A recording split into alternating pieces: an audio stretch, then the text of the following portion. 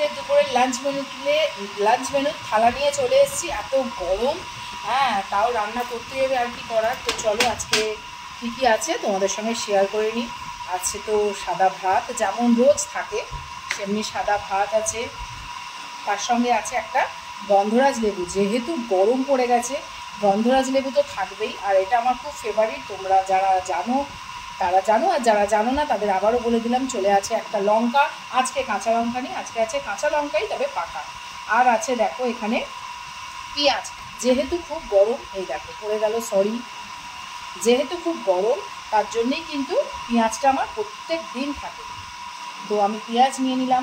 এবার দেখো করেছি আজকে আর কি কি আছে আমার এখানে। কলমি শাক ভাজা, আগেও বলেছি এখনও বলছি যে কলমি শাক ভাজাটা আমার প্রত্যেক দিন থাকলে আমার প্রত্যেক দিন খুব ভালো লাগে। আমার কেন, বাড়ির সবাই, তার জন্য বেশি করে একটু কলমি শাক ভাজা করি। আর আছে কি দেখো, আছে এখানে, এটা হলো তোমার লাউয়ের যে খোসা থাকে সেই খোসা বাটা। তো লাউয়ের খোসাকে সেদ্ধ করে নিয়ে তারপরে বেটেছি, এটা আছে। আর আছে দেখো এখানে কাতলা মাছের একটু সর্ষে পোস্ত দিয়ে ঝাল করেছি। আর করে নিয়েছি এখানে এই কাতলা মাছেরই পটল আলু দিয়ে একটু ঝোল। তো এই হলো আজকে আমার লাঞ্চ মেনু। শেষ পাতে জল তো অবশ্যই থাকবে।